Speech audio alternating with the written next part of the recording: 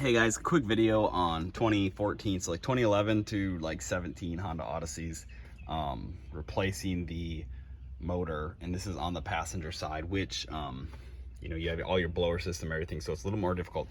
I wanted to give you guys part numbers, the Honda part numbers, so help you guys out, and I'll do a quick run through what it takes to get to this point to change this motor.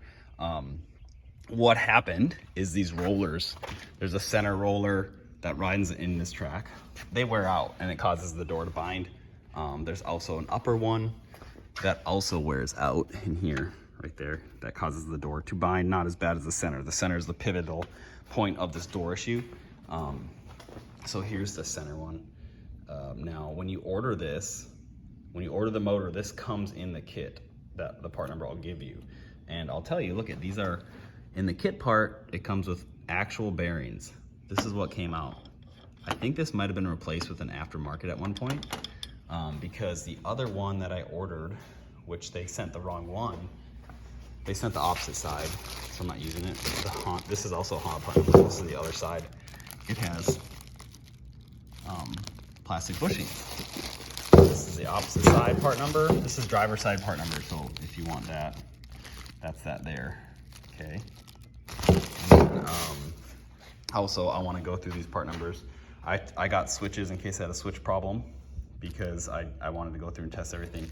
This is the main switch on the dash, right there, okay? This is the actual door panel switch at the door, Honda numbers. This is the upper roller assembly Honda part number. All right, and so I want to show you this pivot. This is the center pivot.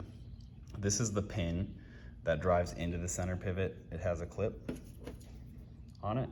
You can do it with a screwdriver. This is like where you want to lubricate stuff to keep your door healthy, okay? You want to lubricate at these rollers in your slider and at this pivot point in here. Get some Freol is what the best, Freol or Croil or something good that actually gets in places. This gets rusty in here, and this hinge point gets stiff, and that causes binding. When the motor senses binding anywhere or hanging up, it stops, okay? See how these bushings have been getting stuck? All right, so what happened was this door started to bind.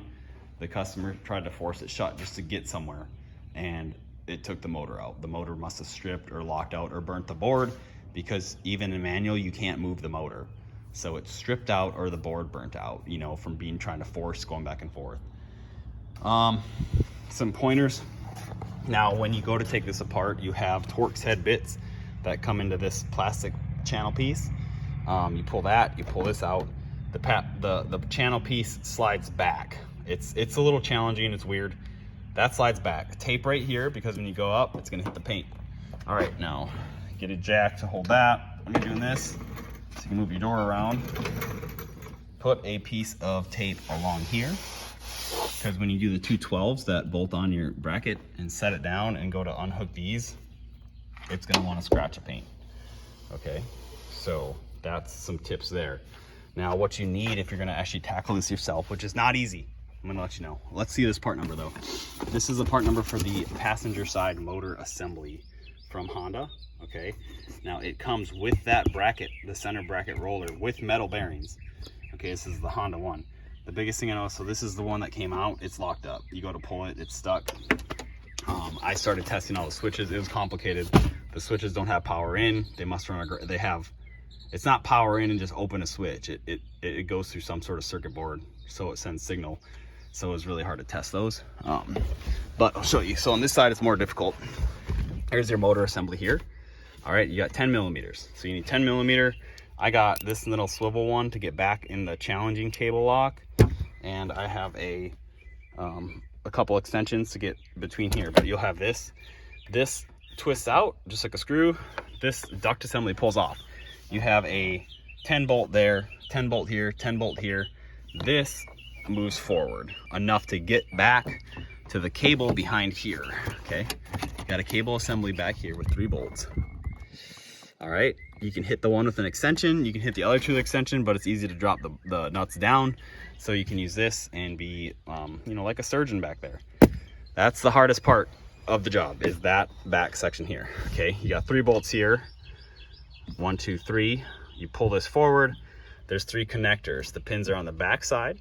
Click the back side, pull each one out. Okay, you have these. The Honda kit comes with these in. You can pop them out the actual panel, or they have a clip down here. Put a screwdriver in, pop it open, pull them open.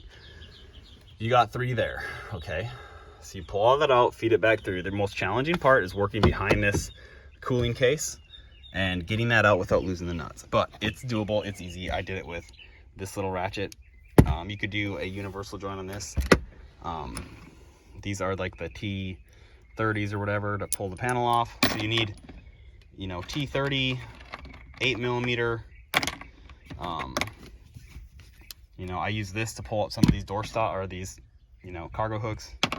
It's simple, but so the first thing you do is come back here, lift the seat up, yank this panel off, and then all this, you know, you take your cargo hooks out, cargo hook, cargo hook, cargo hook, cargo hook, unthread them, pop this panel up, so you're putting seats up, seats back, seats up, to be able to work in here. And then this panel right here, once you have this panel off, and then go to the kick panel on the passenger door, pull that panel up, you can just grab this panel and it pops out. Very simple. You're accessible. Okay, seats back down, seat forward. You don't have to do anything with the passenger door besides, when you do this, you want a jack with a block of wood under there. You know, put the jack in line with the door so you can move it back and forth, and that's going to allow you to do that. You do that one, go up there, do the top one, 12mm to do those, and go from there. If you do your panels for testing here, if you want to test your switches or replace it, same thing. Pop a kick panel, push it out. Now this weather strip slips back onto these hooks, so when you put it back in, you're struggling, you'll have to pull this weather strip up and then put it in and then slip it back over. It's all pretty simple stuff. The hardest thing is this back cable working behind the whole air box, you know, for the rear air conditioning system. And don't yank too hard on it. It has AC lines coming in the back side. The heater lines are coming in the top, and they flex around easy, but right here, heater lines coming in. And then, but the actual cooling lines are on the bottom, and they run back under the car. So that's what's attaching you at the bottom. So don't just grab this thing and start ranking on it. You're gonna make yourself make it hard on yourself. Just take your time back there and weasel back there. Guys, so here's, you know, back again. I'll try to put the part numbers in the description to help you guys out. But this is, I just wanted to make this easy on people. I didn't find a good video on an 11 and up. So, and when you have this is, you know, has these, so you got to pound it out with a hammer quick and then put it back in. I'm going to grease it good, but just general maintenance on these, you know, spray lubricant in here. Keep these things, you know, moving and stop from this major destruction, because there's not many of these motors. Like Honda didn't have this drive motor in stock. This got wrecked because the door jammed and the customer was forced to try to get it shut. Please like and subscribe. Lord bless you guys. You can ask questions in the comments, but I try not to be on my phone that much to answer them, but I do see them and go answer once in a while. Okay, another thing, check fuses. There's a fuse panel here. This fuse panel under this kick panel, and Honda's awesome. They still have like the actual, you know, tells you what the fuse is for. This controls all your passenger door right there. Door closer, boom. There's a fuse there, okay? Each fuse panel has stuff in it. Now there's fuses on the other side too. Fuse panel here that has control. There's a fuse panel under here, has a fuse block with it in there too.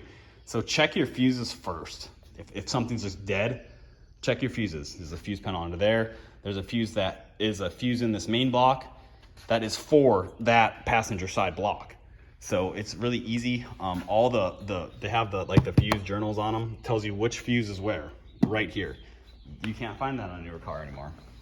So check your fuses first, but lube your center roller assembly and your upper roller assembly. It'll save you money, because that roller, that Honda part right there is $700+. So Lord bless you guys. Please like and subscribe. Read John 3:1-21, and have a good day.